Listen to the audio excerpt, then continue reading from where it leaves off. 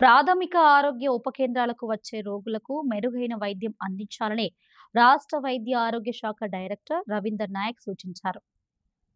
జయశంకర్ భూపాలపల్లి జిల్లాలో రాష్ట్ర ఆరోగ్య శాఖ డైరెక్టర్ రవీందర్ నాయక్ శనివారం పర్యటించారు. జిల్లాలో సీజనల్ వ్యాధుల తీరును తెలుసుకునేందుకు జిల్లా పర్యటనకు వచ్చిన ఆయన గణపురం పిహెచ్సిని ఆకస్మిక తనిఖీ చేశారు. పిహెచ్సిలో కేంద్ర రాష్ట్ర ప్రభుత్వాల తరపున అందిస్తున్న వైద్య సేవలపై ఆరా తీశారు. సంబంధిత రికార్డులను పరిశీలించారు.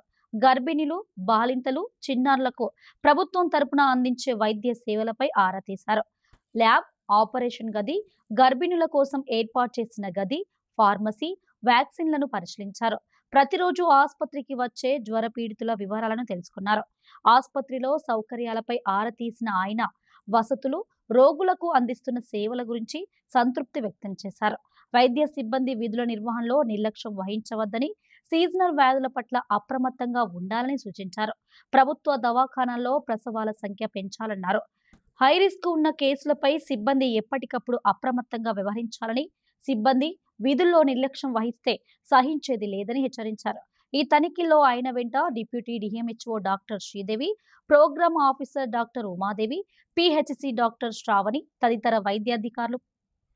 మనం రీసెంట్గా డాక్టర్స్ అపాయింట్మెంట్ చేసి